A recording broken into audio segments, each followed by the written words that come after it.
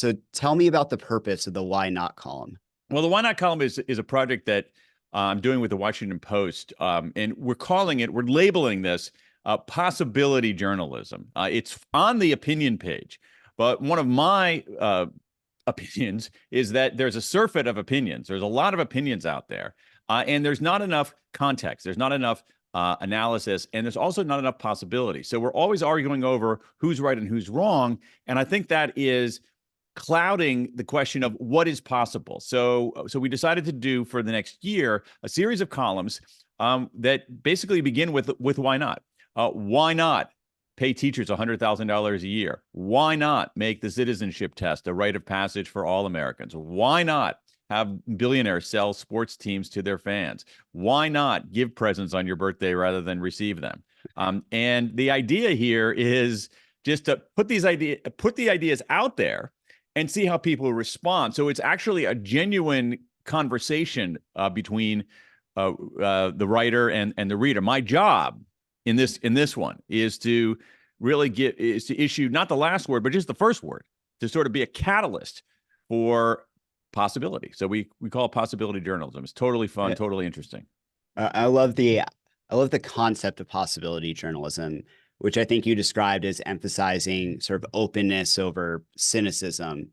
But it also seems like such a bold move on the internet in 2024. So what makes you think it can work?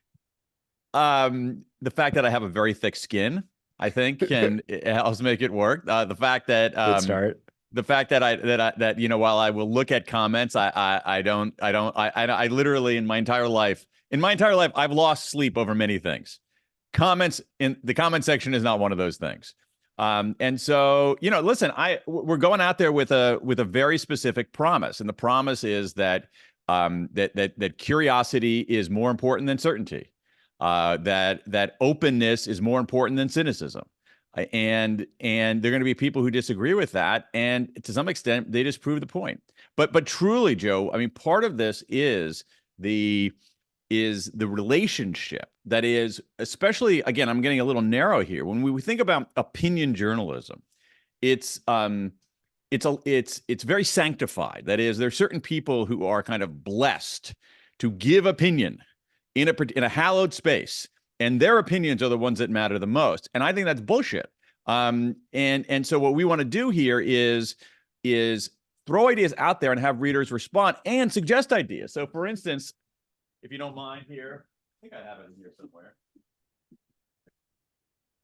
I mean, here is like the first batch of ideas from, we've gotten over 2,500 ideas from readers already that I've, printed, because, and so some of them are pretty interesting. There are a lot of interesting ideas out there. So even this thing here, like, it just coincidentally, it just happened to be like whatever the way the database churned it out. The one that I highlighted here is Congress should consist of ordinary citizens appointed at random and for a specified single relatively brief term.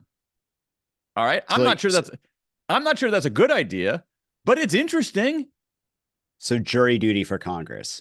Essentially, well put. That's it. I think that's what they're doing. But the question then becomes, okay, why not? Like that could be a worthy thing that could be a worthy topic to explore. So that's what we're trying to do. And there is a lot of interest. There is a lot of interest out there.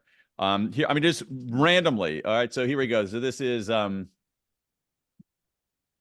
this is just shows you the range here. So these are ones that I happen to highlight. I mean, some reader ideas are pretty bad, but this one is give everyone a monthly prepaid card, $30, to be used only for fresh produce and maybe dried legumes. Very specific. Make the cards donatable to charity. So basically, what you're essentially saying is that let's make healthy food cheap, if not free, or let's at least subsidize healthy food the way that both the agriculture and the food system subsidize unhealthy food. I'm just really picturing what Marjorie Taylor Greene would do with that one. But I like it. I'm with you. I'm with you. But I think you make a good, Joe. I think what you're raising is actually a really, really, really interesting point. And so the question then is that, there's so many people's screaming out there. All right. And I don't mean only the Marjorie Taylor Greens of the world. Just like there's just a lot of trolls out there. And so the question then becomes like, how do you talk about ideas? How do you present things that are worthy? And my view is that you just go ahead and do it. And if people yell and scream and say nasty things about you, that's all right. I mean, that's that's the way it is. Now, well, I Yeah. think one of the things that you'll see though is that some of these ideas actually not bridge, sort of it shows the limits of this kind of purely left-right thinking. So, for instance, when paying teachers $100,000 a year, which is a column that got that a lot of people read, we got huge numbers of comments, huge numbers of emails. It came with conditions. It came with the condition that we extend the school year, so that teachers don't get the summer off and students don't get the summer off, and also that makes it easier to get rid of underperforming teachers. And believe me, I got a lot of heat from the left on that, on paying government servants like teachers a very high salary. I got a lot of grief from the right on that. So for me, it's like when both sides are howling at you, you're doing something right. It's a great guidepost. And to switch gears to a little bit of a different concept of left and right, I've been rereading A Whole New Mind Good lately. God, why? It's actually it's a really prescient book for the Hey, moment thanks. we're in right now. It's honestly shocking that it was written 20 years ago in a lot of ways. I think between this and Free Agent Nation, you're starting to create a little pattern there of your stuff coming back in style, maybe like all of the jeans that I see the NYU students around my office right now wearing. Uh, but in a lot of ways, what's happening with AI right now Yeah. feels like this hyper accelerated version of the outsourcing and automation Yeah. wave that you wrote about as the drivers increasing the importance of right brain thinking in the new economy. And I'm curious, would you agree with that? Yes and no. So just to quickly recap, the argument there was of that book is that there was that certain kinds of skills reminiscent, metaphorically consistent with the left hemisphere of the brain, logical, linear, sequential, analytic skills, still matter, but they were becoming less important because they're easier to outsource and automate.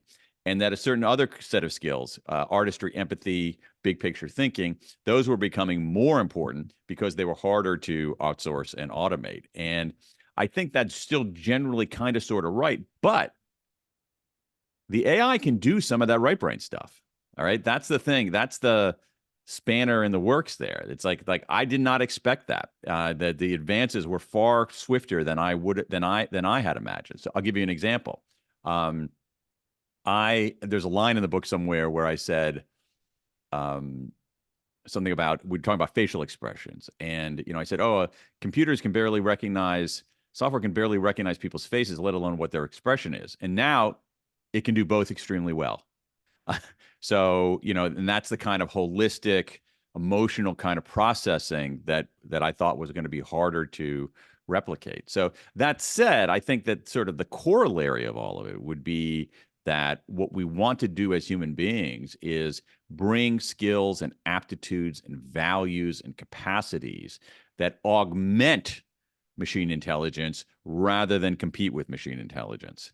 So if you think about something like certain kinds of creativity, one of the things that these large language models are very good at is to say, here's a blog post that I just wrote. Give me 25 clever headlines for it. And it will do that reasonably well, extremely quickly. Now, you have to know what's a good headline or a bad headline when you select them. But the generation is something that they're going to do. So you augment it. So you basically, they're good at generation, we're good at taste for now. Yeah. Yeah. And I think that important of taste is a really important piece of all of this, right? The ability to evaluate what's good and what's not. I think the sort of creativity and AI question is a really, really interesting and rich one, right? Because in a lot of ways, AI passes all of these creativity tests, right? Where Yeah, it scores in the top very 90%, the it same does way it very, will. very well. Yeah. But it also gets down to this question of what is sort of the true nature of human creativity. We think about AI can, it can maybe tell a formulaic story in that it'll have three acts, but can it really be a storyteller without that shared human experience, that shared connection that we have, that, everything we write, we create has a certain human perspective and commentary behind it. I wonder where you land on that. Like, how do you think about what really defines creativity, and is AI truly creative or not? Yeah, it's a fascinating question. I haven't thought that much about it. I think that the way you put it was very acute and very smart. And astute. I meant not acute. Very astute. Because there is something to be said for the accumulated experience of being a human being. I think that that is probably going to be harder to replicate. The totality of our experience as human beings, what we have seen, what we have heard, what emotions we have experienced, what ideas we've had, what disappointments we've dealt with. I find that, I mean, again, I probably wrong, talk to me in 20 years, I'll probably end up being wrong, but the that I think that's hard to replicate. And one of the things, so is AI creative or not? That's something I haven't really thought about, and it's not anything I'm like deeply worried about or concerned about. I think the question is, how can we use these tools to enhance human capacity? And I think there are lots of ways to enhance human capacity. And how can we make sure these tools don't run amok and take over? Which some people are concerned on. I'm concerned about. I'm less concerned about. I do think that they will provide a kind of a skill shift that I didn't expect, but that might be the next iteration of a whole new mind, which is that the argument there is that we went from the agriculture age to the industrial age. Okay, so agricultural abilities, easy to outsource, easy to automate. Abundance increases, that pushes us into the industrial age. Same thing happens again. Physical, repetitive work can be done faster by machines, and we need things other than mass-produced goods. Those gather enough steam, push us into the information age. Same thing happens again. We're outsource and automate left brain information processing kinds of skills. That pushes us into what I call the conceptual age, the more right brain age, artistry, empathy, big picture thinking. And so in response to that, 15 years ago, people would ask me, okay, what comes after the conceptual age? And I said, but I think that we might have that idea. That is, some of those kinds of capacities are now being able to outsource or automate, and that's going to force us to do different things. Things like, as the way we were talking about before, Joe, taste. I think that taste makes is a big factor now, because these generative models are going to give you lots of options, but you have to know, it can write you it's just like what you're saying. It can write you a story, or it can write you a haiku, but you have to know what's a good haiku and what's not a good haiku. And I think that comes from your point about the accumulated human experience. So I think it's taste. I think it's also, how do you direct these things? Like one of the things that I'm playing around with is, how do I become a good instructor for this partner that I have now? How do I help that partner help me? I think that I think there's something to be said for almost like allocation. How do you allocate different kinds of skills and different kinds of things? So again, it's I have no idea I have no idea what's going to happen, but one of my projections would be that things are going to be a little bit better. I'd love to hear more about how maybe you're experiencing that little bit better so far. Like, how has AI integrated its way into your creative process? Um, a few things. I use it. So I don't think I'm a super sophisticated user. I use it in part to get unstuck sometimes as a writer. So I might say something like, I might write a phrase like, it sends shockwaves through blah, blah, blah. Okay, it's like, that's a cliche, and I don't want to use cliches. So I was like, what's an alternative? Give me 10 alternatives to the cliche shockwaves. Make one about make one related to food, all right, or whatever, whatever, and it'll give me 10, and 9 will be horrible. And one might be okay, and then I'll use that one. I'm like, oh, wait a second, I can take that one as a jumping off point to something else. So I'm doing some dramatic writing too, and TV and playwriting right now. And so I've used it for. I'm going to describe to you a character. Give me 25 ideas of what that character's name might be. Most of them were not very good, but there was one character in something that I've written who was named by AI because it was a great name. That said, I had to recognize what a great name was, which comes from the hard-won accumulated experience of being a human being. Yeah, and that's surprising. Usually I find that naming is one of the worst things that AI is at, but that whole process makes a ton of sense. Yeah, that was one. That was Yeah. I mean, it's right now it's an N of 1 that have given me a good name. Yeah. But again, I think so it's not so much that it lands you on a right answer. To me, what it does is that it gets you unstuck. I'll give you an example. I gave this to somebody the other day. A long time ago, when I first started working, I worked as a political speechwriter, and in one of my jobs, I was in an office, a very, very large office, but with other people. Okay, it wasn't quite an open office, so it only had like 3 other people in it, but we all had desks and were sitting, and they weren't that far away. They weren't that far away from me. So what we did is we're saying, hey, Eric, what's another way to say such and such? Hey, Eric, tell me what, and so it's sort of like having those kinds of colleagues in a room right now. Yeah, it's like having your army of interns to brainstorm ideas with. And this is a lot of ways that brainstorming happens. It's not these huge leaps, it's these small incremental leaps of creativity where like, oh, that made me think of this other thing, which made me think of this other thing that gets me to this better idea. And yeah, that's how I find myself using AI a lot as well. For brainstorming, what kind of prompts do you use? Like, give me an example of how you might use it. I'll use it for, say I'm writing my newsletter, and usually the thing I'm not stuck on is the lead, but for me, that's everything you're getting into it. And so for instance, the other day I was stuck on, okay, what are 10 angles? Here's the newsletter I want to write. I'm thinking about 10 different angles to jump into this topic. What are 10 possible angles I could consider? And in the end, I didn't end up using any of them, but one of them made me think of a better angle. And then one I used in sort of the mid part of the newsletter, right? I'm like, oh, that's a point I didn't think about. The other really common use case that I've found is to feed my newsletter once I've written the kind of second draft to the AI to say, okay, imagine yourself are this audience. So the audience of my newsletter, what questions or criticisms would you have? Okay, that's good. And I'll bring up points where it's usually like 1 or 2 things that I sort of missed. I think the other one is research. It's really helpful for. So I think using Perplexity. So for studies, Perplexity, I think is way better than Google. So give me 5 studies on how people perceive AI content versus human generated content with research summaries and citations. Right. And it's way easier than it's with Google.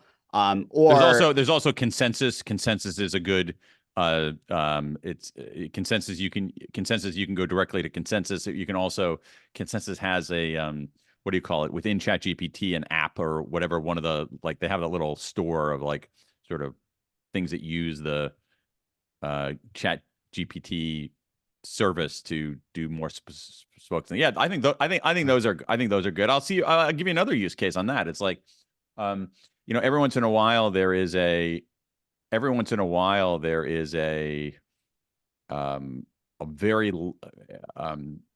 long paper, or let's say a white paper or something like that, and it might not have a good abstract or an executive summary or anything like that. And I put it into I've been using Claude a lot. I use both Claude and ChatGPT and Perplexity. But I put that into Claude, and I have a certain prompt that I use, asking it to summarize it for me in a certain way for a certain purpose. and it's pretty good. And it becomes a screen to let me know whether I want to read the whole thing.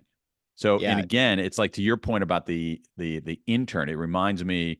It just reminds me a little bit of the Hollywood producers who have an assistant who basically reads the pile of stuff that comes in and then says, "Okay, I read through this stuff. Here are some notes on all this stuff. It's these two things that you should read. The rest of it you can throw away." Yeah. Yeah. And so, okay, think about the idea of an intern and also this idea of taste. I think Yeah, a big issue that I've been thinking about that I don't have an answer for is how in this next generation do we develop taste if those exactly. entry level jobs aren't important? So you have great taste. I probably have like middling taste, right? But we've earned that from, years of experience. Like I learned that from being 20 years old and working at nerve.com with some great, editors in the first wave of the web 1.0 and really like understanding the industry and what makes for a good story and what makes for good content online from the ground up there. In this next generation, there's a lot of theories that, hey, like those interns won't be there because all the crap work you would give to an intern Yeah. before can now suddenly be done by AI.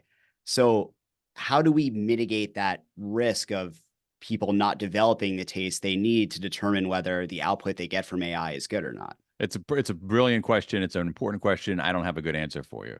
I have there. Part of me is that part of me always wonders whether we've seen this movie before. And so when we think about things like the advent of the personal calculator in the 1970s, they said, "Oh, kids aren't going to be able to do math now that we have calculators." But you know what? Kids today can do math. Like since the Yeah. advent of the calculator, kids have been able to do math. There were some cries when Google came out. It's like, "Oh, kids aren't going to be able to learn how to do research. They're going to do it all online. They're not going to know what it's like to go into a library and find it." It's like, hey, okay, it worked out all right. So Yeah. part of me is somewhat sanguine on that. That said, I think that this idea of doing the work and accumulating the experience is still really valuable. And I guess what concerns me, particularly when it comes to writing, is that the way to be a good writer is to write a lot and start when you're Mhm. young and do it and do it and do it and do it and do it and do it and do it and do it and do it. And over time, you get better. And if you don't have that kind of apprenticeship, I think like a lot of these, I think of like, are we losing some of these apprenticeships, whether it's in journalism where, if you're, because local journalism is getting eviscerated and some of the AI does some of this like very, very reductive stuff. It's like, there's something to be said for, something to be said for just, doing relatively straightforward work where you're learning how to do it and what it means to be a writer, what it means to be a professional. Same thing is true. I think I don't mean to be over-indexed on journalism. The Yeah. same thing is true in medicine. The same thing is true in law. The same thing is true in teaching. The same thing is true in any kind of profession. There is a period where you are a kind of an apprentice, and that is where you have the freedom to make some mistakes in a relatively low stakes setting and in part looking at people who are better than you, who are more seasoned than you for guidance. And that is extremely valuable. And I don't see a great replacement for that. And if we're somehow bypassing that, that could be bad. Yeah. I mean, I wonder if similar to the calculator, right? We didn't ruin the way it didn't ruin kids' ability to do math, but it did change the way that we need to teach. And Absolutely. I wonder if this is just a place where we need to rethink education in a lot of ways. Because so often, take in journalism or media, right? Our practical education starts when we get into the workforce. And Yeah. maybe, if you're someone like me, that happened while you were in college. For others, it happens as soon as you graduate, right? But you learn on the job much more than you do in the classroom. And so maybe it is that we need to rethink the role that high school and colleges play is giving us much more of that practical on the ground experience in some ways. That might be missing when there's fewer kind of grunt work roles where you can learn the ropes in the professional world, if that is the change that AI brings upon Sure, us. sure, sure. I think that's right. And if you read, I mean, I recommend Ethan Mollick's new book called Co-Intelligence, which I think is a really good account of what AI is, and what its implications are going to Uh, be. And one of the things that he says in his book, in the chapter on education, is that he's very, very bullish when it comes to education, because one of the things that we know from Benjamin Bloom onward is that the single best kind of education is the way that people learn most is if I know something and I'm good at something, and I work with you directly to teach you and correct your mistakes and do all that. All right. You're going to learn whatever the topic is, whether you want to learn how to hit a tennis ball, whether you will want to learn molecular biology, that one-to-one tailored education by an expert for the student is the best way that people learn.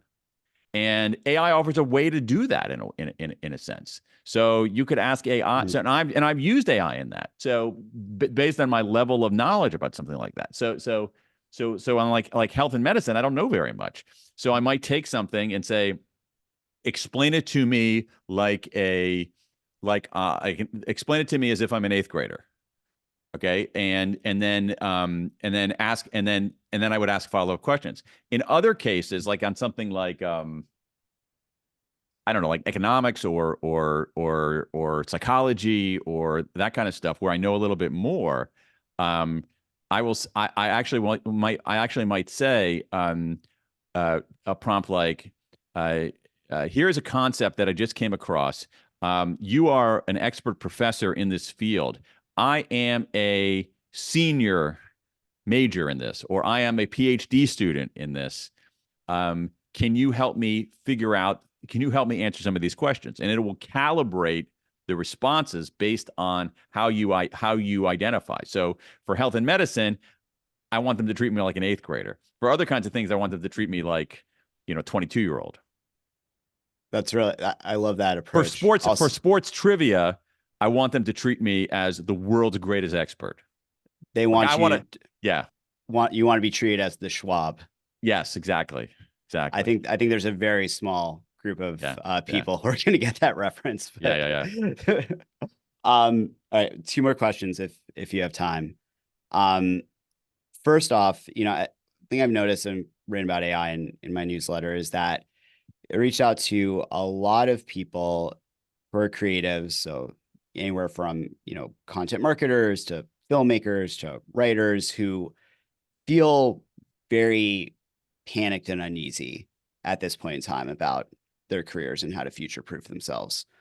What's one piece of advice that you would give them?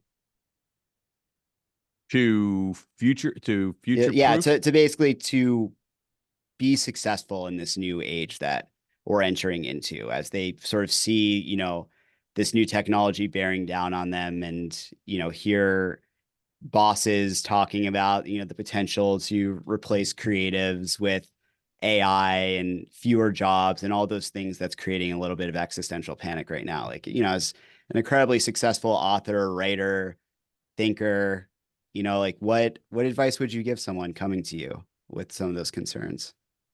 Um, I honestly, Joe, I think I would try to allay some of the concerns first.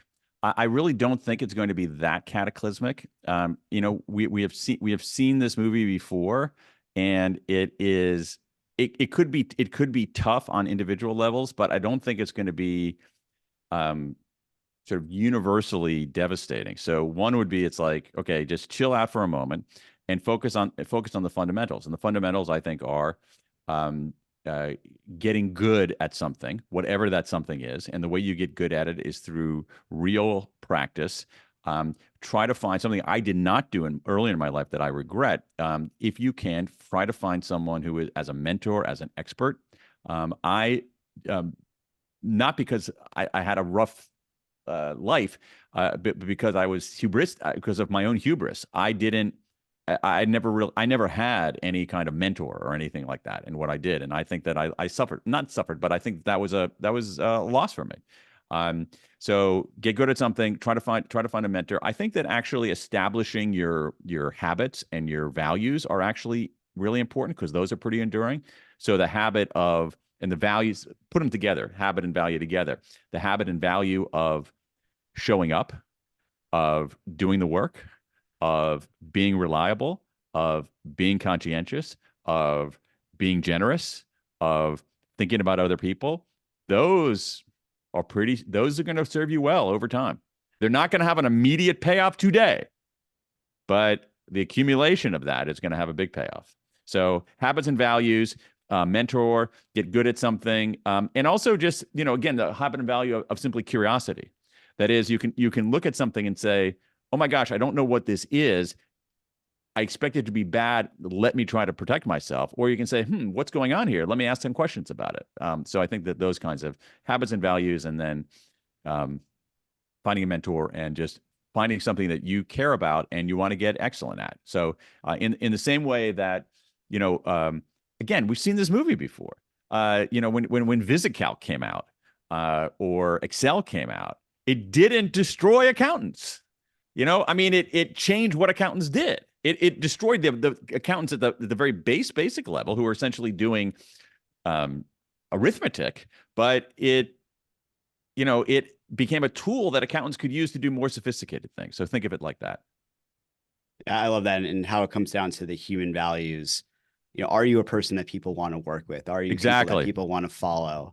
And that's empathy. Those are a lot of those soft skills. A lot of those are you interpersonal someone who skills. people can trust?